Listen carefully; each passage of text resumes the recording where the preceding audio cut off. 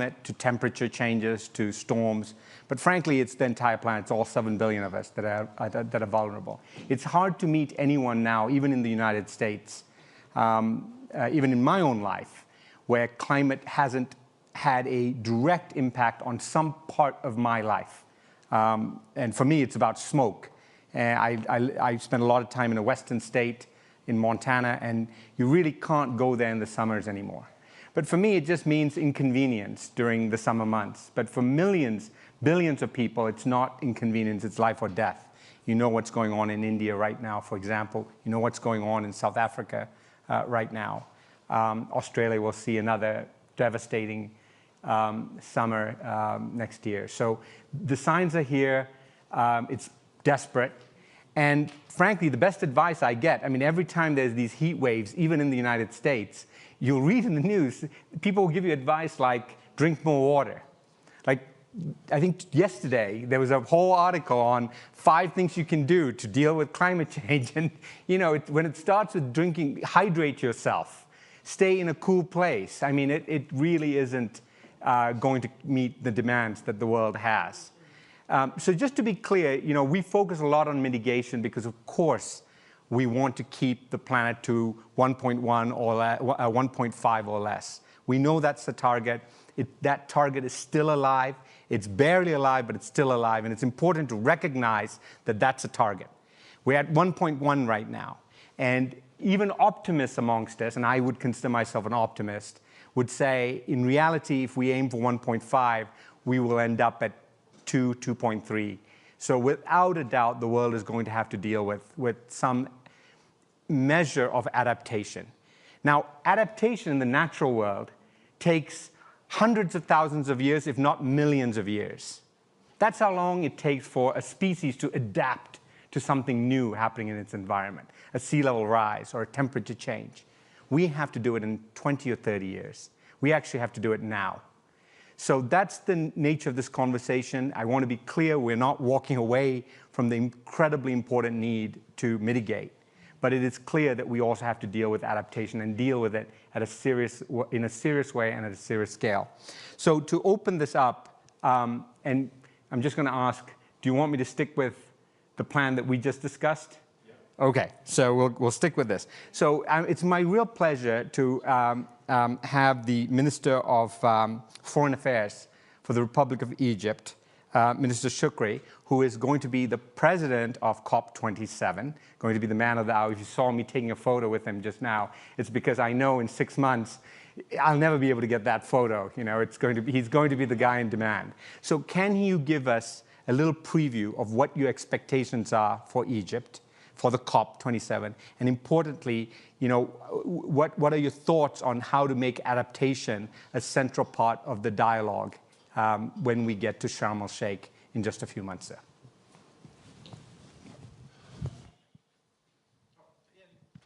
All right, all right.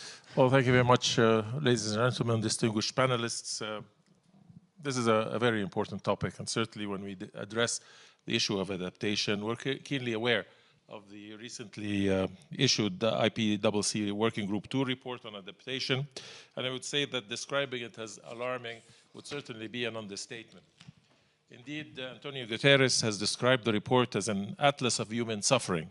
For most of those living in the global south, the report's findings did not come as a surprise or contained much that we weren't already aware of.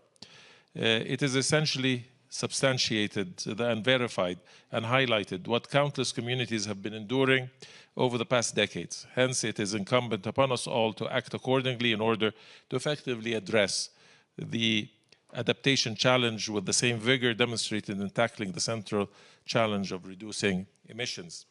In dealing with the challenges associated with adaptation, we need to be aware that lower levels of development lead to higher levels of vulnerability and reduce the capacity of societies to adapt to climate change. Climate change, therefore, reduces substantial economic growth and hence undermines the ability of developing countries to eradicate poverty. Existing evidence shows that economic development has already been affected adversely by climate change. In most countries, GDP per capita is 17 to 31% lower today than in the counterfactual world without climate change.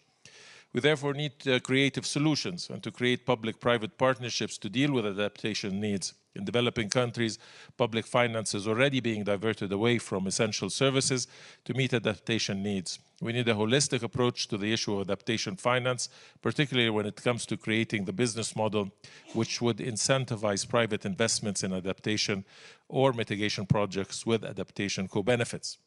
As COP27 President-designate, I'm keen on hearing your views on how to ensure that adaptation finance needs are adequately addressed and the necessary technologies are made available, bearing in mind that throughout our engagement with developing countries, including SIDS and LDCs, they have and continue to make it abundantly clear that issues of adaptation and resilience are their utmost priority.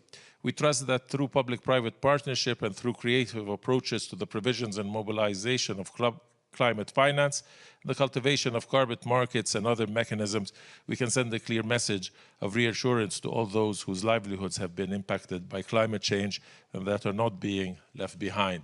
Now, having said this, I think I can only echo what has previously been said by the panelists as it relates COP27 and what our objectives is. This is an African COP. Egypt is a developing country. So it's undoubtedly that we will make an effort to highlight and elevate the discussion as relates adaptation and to deal with the issue from a practical perspective and to find manner in which to bridge the gap between finance related to mitigation and that related to adaptation. I think there's no way forward except to deal with the reality that exists, and especially in the developing world, of the very deep consequences that climate change has produced, and that threatens not only the well-being of the planet, but threatens its security.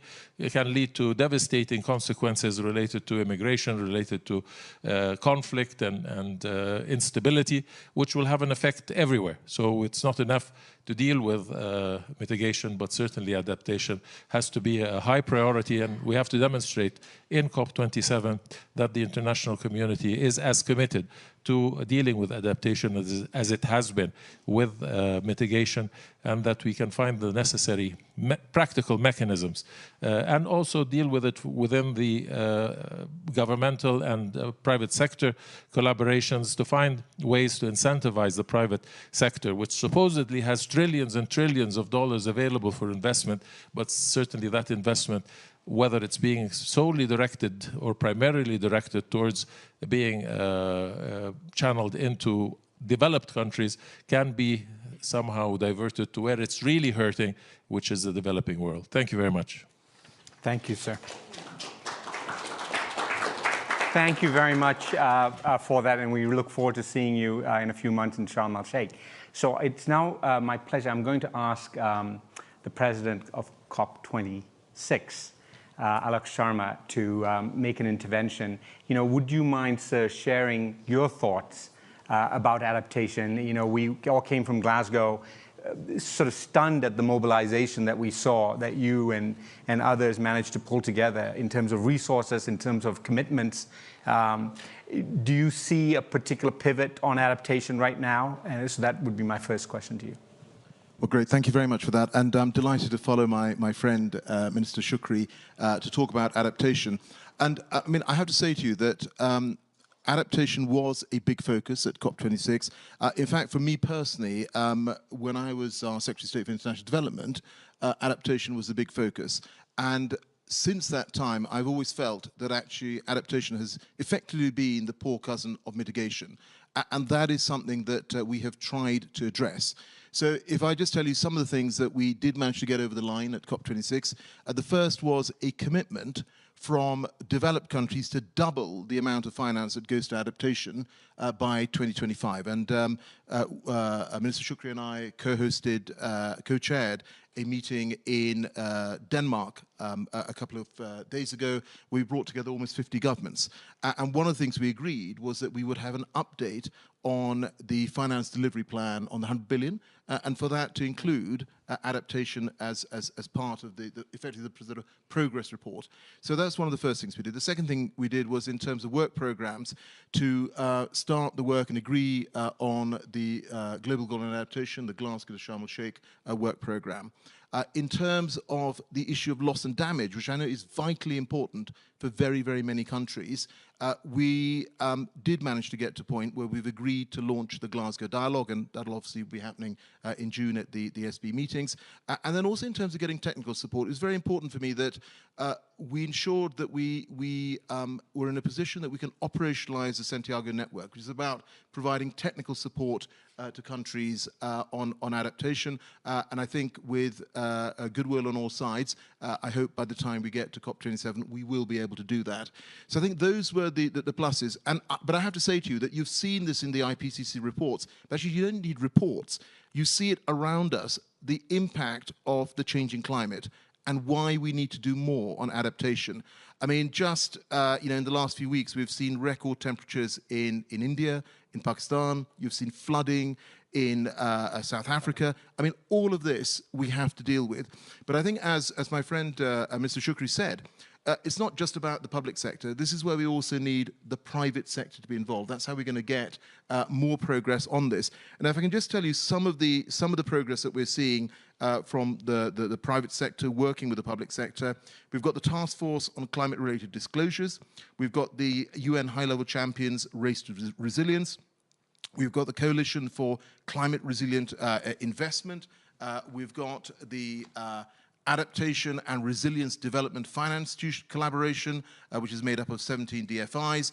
We've got INSEE Resilience Global Partnership, which brings together over 100 governments, and very importantly, international institutions and the private sector as well, looking at protecting 500 million people rather, from the impacts of a changing climate. So there is progress, but I think we need to see a lot more, and I completely share Mr. Shukri's view that we need to see more progress on this. And yes, COP27 is going to be an African COP, and Africa is responsible for less than 3% of global emissions, but is going to have to make big efforts in terms of adaptation. So I think we owe it to the world to make sure that at COP27, we do put adaptation front and center, along with mitigation and finance. Thank you.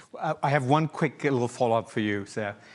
Looking back, because you do have the ability to look back at things.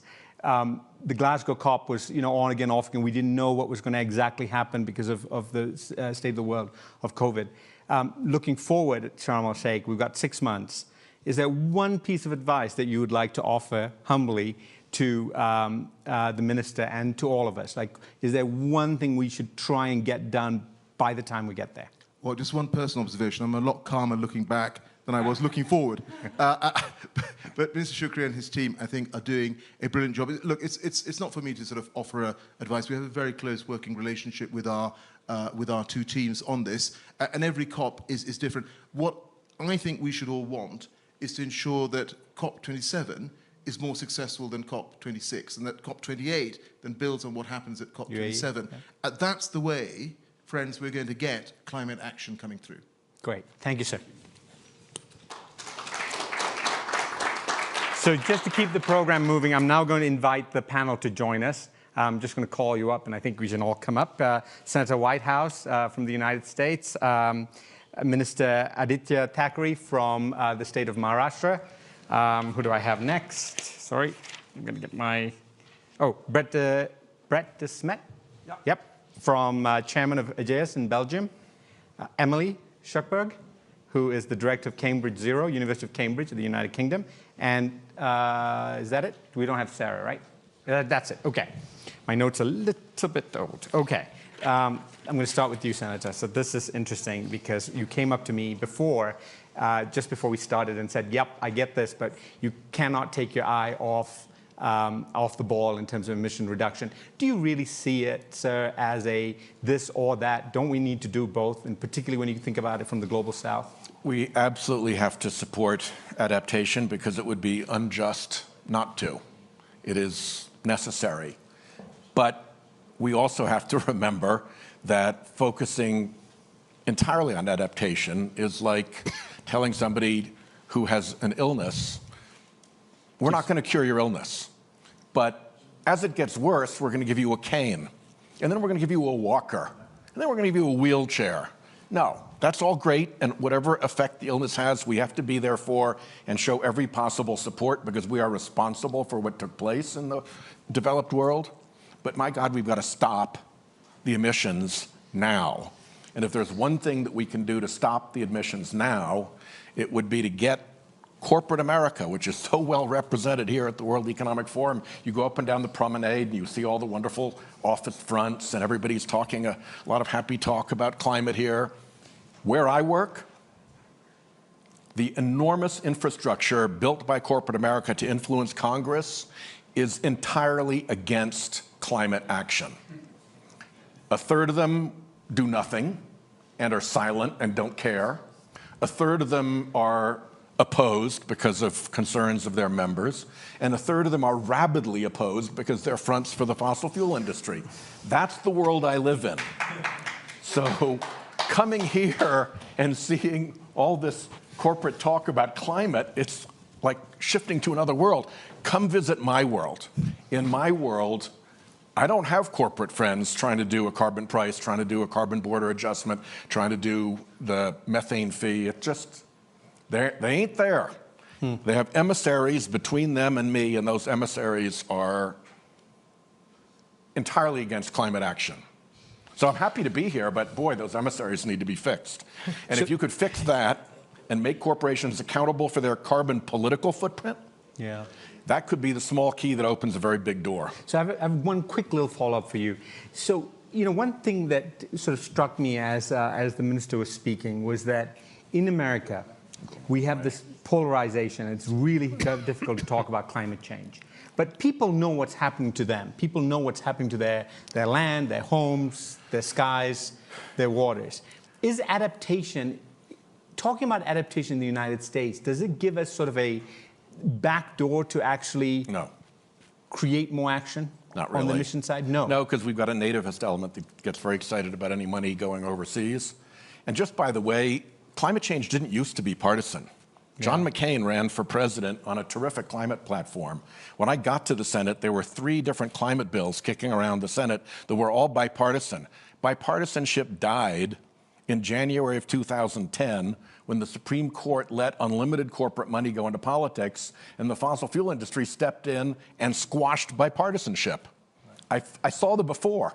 Now I'm living the after. If it can be done, it can be undone. And I think it's going to take pressure from groups like this to say, look, if you're a corporation and you want to show up here, bring your carbon political footprint with you. Bring your audit of your carbon political footprint, and then we'll know how serious and sincere you are. Right, of course. Mrs. Thackeray, Aditya, you are the Minister of Climate, Environment, Tourism, state of Maharashtra, one of the most populous states. Mumbai is there, of course. You know what's going on in India right now, personally experienced some of that, including what's happening in Mumbai. Can you share us the view from the ground in India, and then help us understand the kind of investments that you might want to see, government-led investments, private sector-led investments, to really tackle adaptation for a country, you know, with over 1 billion people, and most of whom are very climate vulnerable? I think, you know, to be honest, no one can give you a real view, because India is a vast country, and you've got many states, you've got many union territories. What is common today, and for all of us across the country, is we cannot predict the weather of tomorrow. And we cannot say why the weather is changing today. We've seen extremes of winters. For a city of Mumbai, we've never had to wear sweaters. This year, we had to put on sweaters at 18 or 19 degrees. Pune was even colder. Summers for us was about 37, 38 degrees max. It is about 43 degrees in April. We don't know how it's going to change. We've had thunderstorms in January. Mumbai, or the western coast really of India, is always known to be a safe harbor. We've got hit by 3 cyclones in 2 years. So these are things that are no longer erratic weather patterns. There is a certain pattern to this, and this is what we are looking at as climate action, or climate change rather. How many of us really are aware of this? Yes, we're aware that there's thunderstorms in Jan, there's rainfall in May. You've had hailstorms in the farm fields in February. All of us are asking for compensation, and rightly so. But going beyond compensation, how many of us are actually aware of why this is happening? how many of us are actually aware beyond the four walls of climate talks and the jargons that we have of climate action or under two and circular economy, that we need to actually act and change our habits for good and start living for the planet. Initially, and whatever I've heard till now over the past 5 years, 6 years, we've always heard as climate action to be for the next generation. And we've always said that this is for the next generation that we're doing so. But for me, as a 31-year-old out here... You are the next generation, by the way, compared to me. Yeah, but there's a generation beyond me. There's another generation. Even worse. I know. Yeah, we're doing it for ourselves, So what are you doing? We are actually working, and like he said, rightfully, and like Senator put it out, that we cannot just be focusing on adaptation. Our focus has to be 100% mitigation, 100% adaptation. We cannot be even dividing 50-50 between the both. It's for us to actually act today. We do not have the luxury of time. We see a lot of goal setting by corporates, a lot of goal setting by policymakers saying, okay, we'll do it in 2050, we'll do it in 2040. That is all great. But if we don't hit 2040, what are we going to do? It's for us to act now. We need to start walking our way towards 2040. I'll give you a small example. The city of Mumbai, we've got 3,337 buses today. Most of them are CNG buses. About 186 are diesel. 386 electric. And electric started off when my fascination with electric buses started off way back in 2012. I was 22 years old. I was visiting London. I saw this electric double-decker bus. I said, wow, this is beautiful because it has no sound and you can stand behind it and there's no bad air around it. So we got our first 6 buses in the summer of 2015. Today we have 386. While on my way here, we've tendered out 900 double-decker electric buses, 2,100 single-decker electric buses. But the target for people to bus ratio, public transport ratio, has to be much more for our city. So we are actually trying to hit 10,000 electric buses on our streets by 2026. For the state, about 20,000 electric buses by 2026. And we're just, changing our buses. It's actually working out for us because the economics of it all, in terms of comparing it with diesel and fuel, fossil fuel to what electric mobility is giving us and the charges of clean energy, is actually much better for us. So we might hit profits for a public transport system as cheap as 5 rupees for 5 kilometers in the next 2 years, in a history of 75 years. So these are some of the things that we've been working on. And in terms of course, and we're trying for mitigation. Apart from this, we've got 15 conservation reserves declared, 3 sanctuaries, 2 Ramsar sites. We're going for 1 more. Next week, we'll be having about 19 more conservation reserves. We've already got about 15,000 hectares of mangrove land protected as forests in the last 11 months. So these are some of the things we're doing for mitigation. But yes, the other side of it, adaptation, like you said, hydrating. These are some things that we have to go towards. And for us and our part of the world, it's not just going to be heating. It's going to be heating during winters and cooling during summer. So we've got to deal with 2 extremes. And how does it work out for the real estate industry for us? How does it work out for affordable homes? How does it work out for people who do not have the luxury to stay in formal homes? We've got slums. We've got informal homes. We've got areas which are not even connected. So for us, we've got to maintain between a welfare state, development, and sustainable development. I think that is what we're really battling on. Yeah. City of Mumbai facing 200 mm of rain sometimes per hour. We're slashed and lashed by rain. We've started creating rainwater holding ponds. We started creating stormwater drains that are actually bigger than 50 mm per hour, which is standard across the world. We've had to have pumping stations. And we're tackling between the both. So I think it's a matter of survival for all of us. And the faster we realize that we're in the midst of a climate emergency, better for us. Right. Minister, I just want to bring in someone who works in the nonprofit sector. Sheila Patel runs one of the largest NGOs in India, particularly works in Maharashtra as well. Can you give us a little bit of just 1 or 2 minutes because we're short on time? But do you mind sharing just your perspective on the work that you're doing and what it looks like on the ground from where you are? Sheila, there's a... Thank you. Our minister's here. I'm in good space. But you do know he works for you, right? Yes, I Yeah, do. good, okay. I just met her. I think that I speak on behalf of my larger network, which is Shack Dwellers International, which works in 30... Oh, I'm so sorry. I have a loud voice. We work in 33 countries and over 300 cities. And it's called Shack Dwellers Shack International. Dwellers International. Love it. I think I come here with a deep demand for acknowledgement that poor people are also not just sitting on their haunches waiting for climate to destroy their lives. We see ourselves as partners in the change. We see ourselves as people who, in most circumstances, have built our own houses, designed our own work and livelihood. And we are looking at ways by which we can align with not only what the state is doing for us, but make demands on the state to do it in a way where we are partners.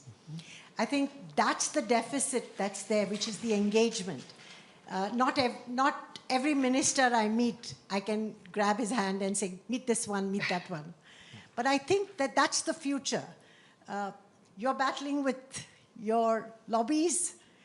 We are fighting with mindsets where informality has been deemed illegal, has been marginalized. And we have such a large deficit that now is a burden of the climate change, social justice part. And I think that's the double whammy that we have to deal in adaptation. And therefore, for us, adaptation means every citizen making choices of transformation that you said took millenniums to do, we have to do in the next 3 years as far as we're concerned. Thank you. Thank you, Sheila. I appreciate those thoughts. Emily, I want to come to you next. You work at Cambridge Zero. You're the director there at Cambridge University. You've worked on innovation, and we all know, and we talk, especially at the WEF Forum, about how innovation can be transformative and can reduce this climate adaptation gap that you see here, and is a positive for the economy as well. What do you see as the biggest opportunity to leverage innovation to make real progress on adaptation and close this gap?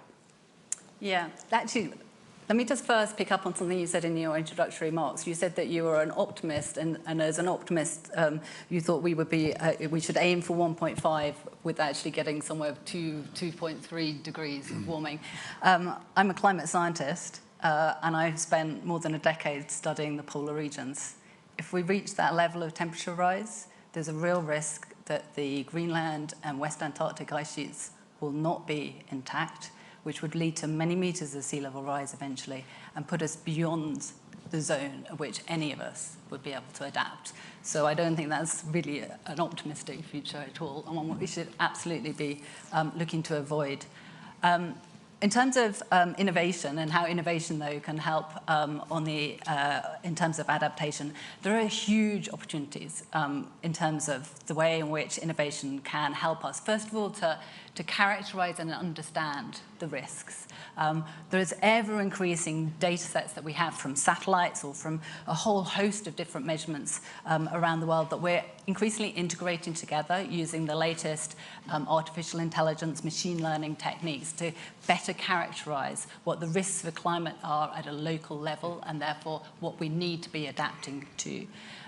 We're also increasingly using science, innovation, and technology to help design solutions, whether that's in terms of using the latest understanding in crop science to help design more resilient staple foods crops, whether it's about using the latest technology to develop digital twins so that we can understand at a much more systemic nature how to make many, many different aspects of our lives more resilient, or whether it's about how we can use technology both to monitor potential solutions, whether those are nature-based solutions, looking at how we can use mangrove both to help on the mitigation side as well as the adaptation side of solutions, how we can use technology to monitor those and then also to link it through to financial mechanisms so that we get that pathway from solution to the financing of the solutions together, connected together through technology. But in terms of where there's a real opportunity, and the key opportunity on all of this, I think, is actually innovation around radical collaboration. We are only going to be able to design adaptation strategies that are actually effective if we do so in collaboration, if we draw on local knowledge, often traditional knowledge, integrating that together with innovation on the technology side, if we bring together the public and the private and the sectors together with the NGO sectors as well, so that we holistically understand what the challenges are and how to best respond to them. And is it happening fast enough? I mean, what you're painting is something no one is going to argue against. But I guess my question is it happening fast enough? It's not happening fast enough either on the mitigation or the adaptation side. I mean, we know, you asked me a question you already know the answer to. Yeah. We've been hearing about the scale of the impacts of climate change that are already happening around the world, destroying lives and livelihoods around the world. We, if we don't continue, if we don't really accelerate our response, both on the mitigation side and on the adaptation side, we're simply not going to have a livable planet for people or for nature. I want to turn to Will, if you would mind, just 1 or 2 minutes very quickly. So, talking about, technology, I'm a big fan of what William Marshall is, the co-founder and CEO of Planet Lab. And Planet Lab provides, data and visualization of everything from deforestation to ag land to events that are happening right now in real time. You're scaling, and you're scaling dramatically. Your company went public not very long ago. Do you see the ability to scale there, and how are you using this technology to really push on the adaptation front?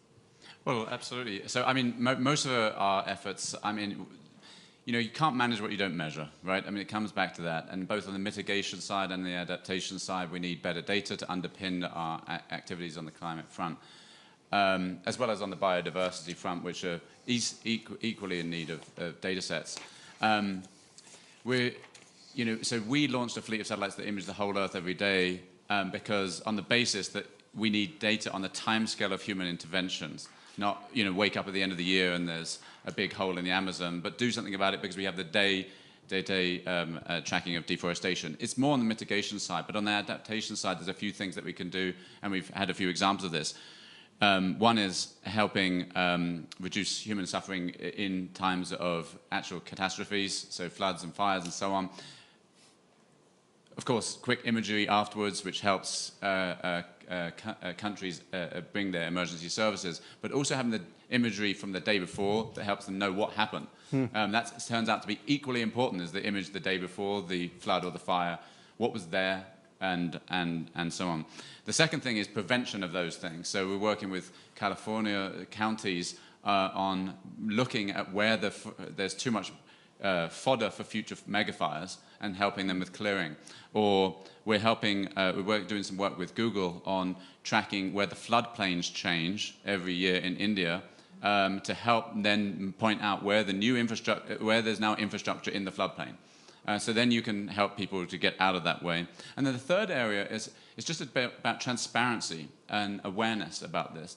One of the great things about satellite imagery is that it's a complete unbiased layer on what's going on, and people can understand it. You can see a flood and they can understand it. They can see damage to a building, they can understand it. It brings people closer to the event. A lot of these things feel very abstract. There's 4 levels of abstraction between this and what actually matters, and so the visual imagery can a little bit bring us closer to the events all around the world. So, how many satellites do you guys have up now? If it's not a trade secret, just over. Well, actually, I don't know. This is about just over 200. I'm probably the only person on the planet that doesn't know how many satellites they have, but it's over 200 at this point. One that does the scanning of the whole Earth every day, and then we have 21 high-resolution satellites that zoom in any particular location up to 10 times per day. Great, thank you very much for that. So let's turn to the financial sector, Bart. Financial services can clearly play a key role in adaptation, and we need massive amounts of financing to actually move some of these efforts at scale, particularly with cities, for example. How is the JS and other insurance groups innovating on climate risk and insurance products in terms of trying to price in that cost of adaptation? Well, I say, let me maybe first of all begin on some of the topics I heard and make the link to the financial industry. I think the only way to get ahead and to solve the issues we all recognize is a collaboration between all the stakeholders. So it's about the governments, it's about the companies, it's about the end customers, so that everybody is convinced to move forward. If I then look to the financial industry, and of course I'm coming out of the insurance industry, which is much more mainly those that are involved in the life insurance business, long-term investors.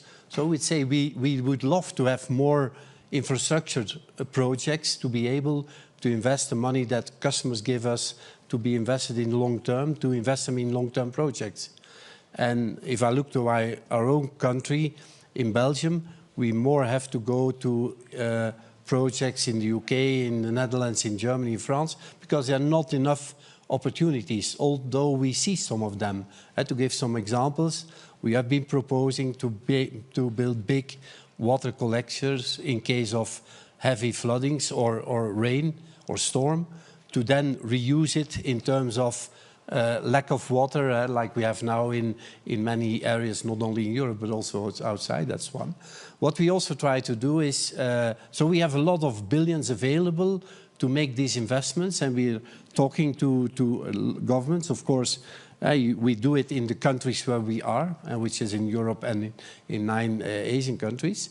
So that's one. The second thing we try to do is, and that's more linking to the point that the lady from India mentioned, we have an ambition for ourselves, our own group, that by 2024, 25 of the premium we collect from our customers must be for products that stimulate the customer to go to more sustainable choices. And it's about driving less, it's about investing more in the, let's say, the necessary development of the house to be more climate, let's say, friendly. These things we try to do.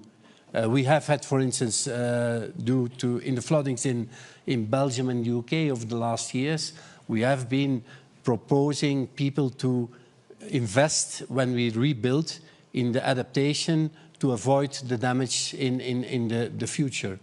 To give maybe a negative example, we had something like 100 houses to be rebuilt in the Walloon region in Belgium. We were willing to build them in another place, more expensive, but nor the people themselves nor the local politicians were very in favor of that, because they say you cannot take away people from their normal habitat, where we say, okay, yeah, you just leave them there where they risk to have within a number of years the same unfortunate situation. So I think financial industry has a lot of means to go into projects that, not for mitigation only, but for adaptation. And there we strongly believe, like the Minister Shukri said, in public-private collaboration. Secondly, we of course have a big impact in do the investment choices we made in our investment portfolios to stimulate corporates to have the right behavior. Already today, every investment we do is screened against the principles of responsible investment. If we have a share that we do not invest in, we interact with that company to tell why we don't buy that share. So if the financial industry is doing that more and more, the behavior of the corporates, where it's still needed, Mr. Senator, we hope will improve. Yeah, fair point, fair point. Coming to the Senator again, you know, talking about finance, and I mean, this is almost a sad question to ask, because the question as written here says, basically, climate resilience initiatives have not drawn as much finance as emissions reduction projects. We know that those haven't drawn enough finance either. But when we think about climate adaptation, you know, any thoughts you have on how we might try and incentivize climate adaptation from a financial perspective? I think for a lot of places, it's going to be important that there be security for the investment, financial security, political security, physical security. So to think of climate in terms of its effect on the security environment, you could end up in a situation in which the places that are having the most catastrophic need for adaptation are being so disrupted by it that you then have an unwillingness to put the investment in because it's hard to protect the investors who are behind the investment. So the quicker you can get in there ahead of those problems becoming that acute is necessary, and the sooner you can provide guarantees that support, they may even be insurance products, that support those investments so that you can offset that additional risk that is unrelated to the product itself. It's related to its location, it's related to its political environment, it's related to the security risks that surround it. And I think people who are doing this have to look at this as a much more complicated thing. If somebody wants to invest in, Rhode Island, it's pretty straightforward as long as you're careful about being too close to the shore, since we're going to have that flooding that we talked about. But other places, it's much more challenging, and making sure we have those challenges addressed in advance, I think, is going to be the requirement. And I think the private sector is going to tell us what they need, so we have to listen and set it up. We're almost coming to the end of the session. I'd like to take 2 minutes for each one of you, give you 2 minutes to basically reflect. I'm framing this as 6 months, partly because we have this amazing opportunity here of having the minister here with us, who, obviously is not the only person in charge, but certainly shapes the agenda for the next COP, and then carries the presidency on to UAE once that term is over, and UAE, I think, is on COP28. What would you say, concrete action, 1 or 2 concrete actions that you can think are required in the next 6 months to make sure that not just stay the course on adaptation, but we accelerate the course on adaptation? And Bart, I'm going to just start with you, and then I would give two points. The first one is what we call the say-do gap. So we all have governments, companies, big ambitions where to reach in 2050. I miss a bit concrete actions to get there. And the second one is to really bring all the parties together, to work together, and not them and us. And that's why we are a very strong believer of more public-private collaboration. Yeah, but look, I mean, I have to emphasize that one thing you said, because I'm just taking off my moderator hat for a minute, and I am always puzzled when corporate CEOs make commitments out to 2050, knowing that the average lifespan of a corporate CEO is like 4.5 years or 5 years. And the fact that they are willing to say what's going to happen to that company in 2050 is obviously, pie in the sky. So of course you need those long-term goals. You need a marker. But to your point, we need to know what's happening in 2025, in 2030. That's, for me, what's more interesting, right? But for corporates, but also for governments, because politicians also have a tenure of not until 2050. Yes. With governments, I'll take any commitment I can get. All right. So I stand corrected. I wasn't trying to sort of suggest that 2.3. No, but my point is say-do is of course. A planned approach. They say we want to be there in 2024, 2028. Yes, perfectly right. I completely agree with you. Emily, I don't mean to suggest that 2.3 is by in any means acceptable. I want it to be 0. It needs to eventually get down to 0. I mean, we need to be very comfortable with the word 0. Zero waste, zero emissions. I mean, the planet absolutely requires that, right? There's no way out of that trap. Now, having said that, I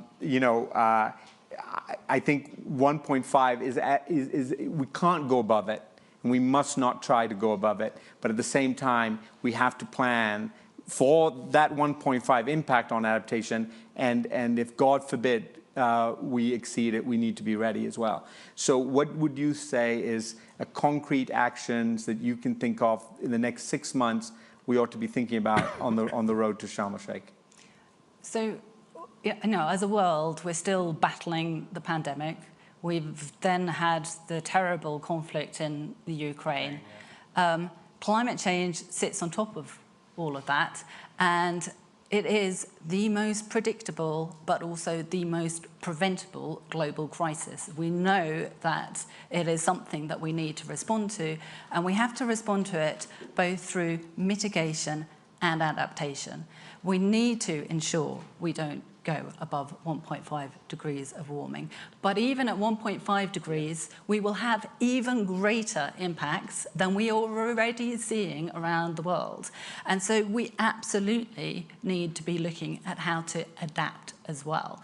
And if there is one thing that I think is absolutely central in these next 6 months, is a real recognition that adaptation has to be equal to mitigation in terms of the seriousness with which it is taken. There are so many countries of the world who really have not been the cause of the problem, but very much are the center of the problem.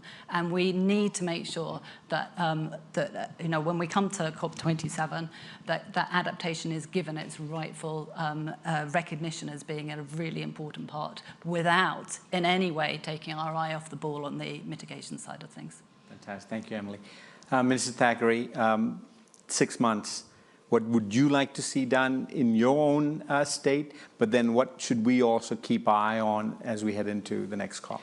So I think a couple of specific asks. One is, of course, awareness, because, like I said, a lot of this is still in four walls. And what she was mentioning, or what I've been hearing in terms of the effects of climate change and 1.5, 2, we really need to get out there with the political talk about climate action. We need to have talk in every age group, every corporate sector, political sector, try to make this more mainstream. So that is one. Two, global forums like these, especially like the WEF, because I was at Davos, I was at COP26 also. And what is beautiful there is you had national governments, you had sub-national governments, you had NGOs, you had a lot of partner agencies coming together. Here, I think all of that with the corporate world coming together, you would have policy with implementation. So I think we need more of these meetings coming together. The third thing is we've always heard about billions of dollars available for climate action and green finance.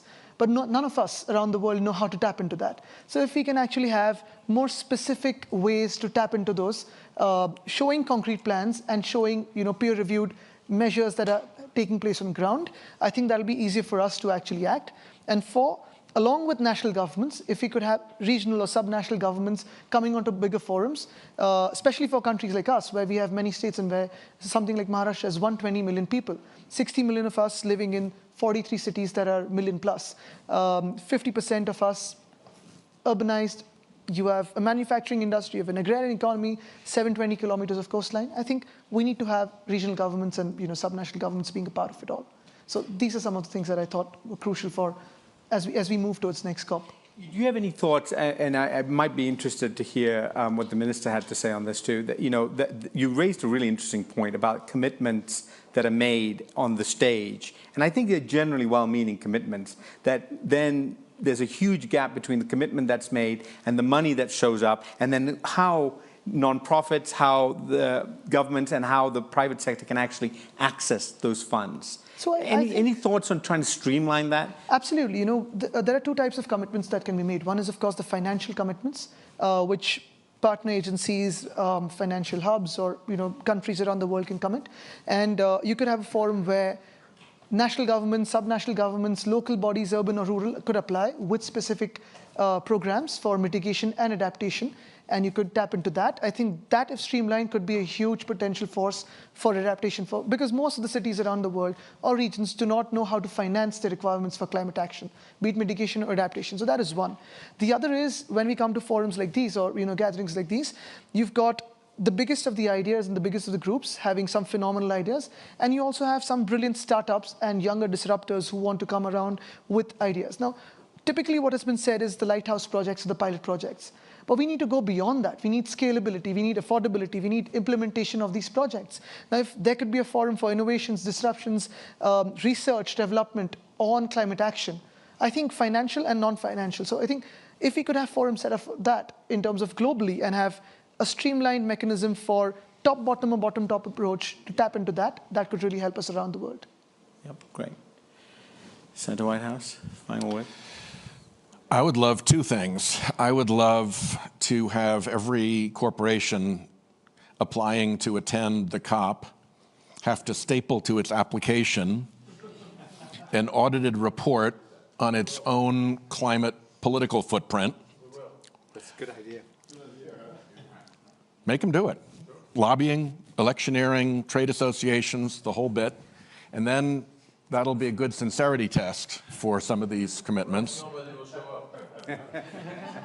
If that's who they are, then there wouldn't be much help to have them. I think CEOs will learn a lot when they see it, because I think a lot of this is happening in the dark, and CEOs aren't paying attention. They'll be horrified to know how badly they're behaving in Congress when they actually see the audited report. So that would be one.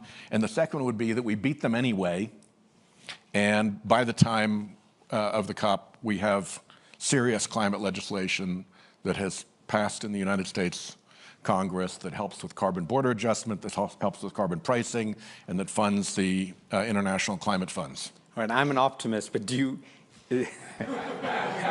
We're very close. We are very close. You believe that? We're very close. All right. Fantastic. And if I didn't believe it, I'd have to go find some other line of work, because what I do is persist through disappointment. Fantastic. Well, thank you very much, everyone. I really appreciate folks for coming. Do you have any final words to share with us? There's a microphone. Because, sorry. I have to also refer to the fact that, you know, our ambition is really, really, really minuscule. We keep on talking about bridging the gap, and as if it's a great achievement if we were to fulfill the 100 billion goal for mitigation, and that we have a similar arbitrary number for adaptation, and both are inconsequential. We all know that, but we are all repeating the jargon as relates. If we don't really raise our ambition, and I fully associate with, if we go beyond the 1.5 to 2 degrees, the game is over. We won't be able to come back from the devastating effects. And thereby, if all of us, both government, private sector, NGOs, don't recognize this, we're really going to leave a very damaged planet for future generations. So we have to live up to what we say and really put things in perspective. But you're not suggesting that the 100 billion, which I think was promised in Copenhagen, must be, and still hasn't been delivered. You're not suggesting you're suggesting we should increase that ambition, but we still need to get there. Because yes, but the objective isn't getting there. Even if we get there, what effect will it have on climate change? And we all know that it's going to be a minuscule effect. So are we serious? We expend the time to speak about the 100 billion, getting to the 100 billion, trying to create the transparency and alleviating the manipulation of accounting that's going on. And we all see this. It's not something that is hidden away from our attention. But we're really not rising to the level of what needs to be done. And maybe a more candid discussion on these issues would be more relevant. And I take what the Senator is saying about the presence of the corporate world in COP. We will be trying to vet as much as possible and create the necessary, let us say, criteria that makes it possible for them who have a story to tell, who have a contribution, and who have been serious in the way they are addressing this issue. I guess the reason why sometimes I tend to focus on that 100 billion with all, is because I feel like it's a promise that was made. And if you're in the global south, the entire framework of the COP is based on trust. And, these small countries are being asked to do a lot. And, I feel like the developed nation, the global north, needs to do at least its minimal part that it's already promised to do. So I think that for me, I agree with you about the arbitrary nature of it and the fact that it is a drop in the, in the ocean, so to speak. But there is a sense of trust that is being broken. And when we want multilateralism, when it makes sense for us, we want multilateralism. But this one way of being multilateral, which is helping smaller countries sort of at least meet the minimum obligation we set out to do, I think is hugely important. And the talk about adaptation implies that this is something we can successfully adapt to.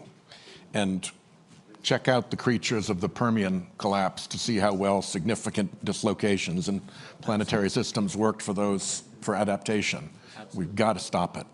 Absolutely. Well, thank you, everyone. I know it's been a long day. This has been a terrific discussion.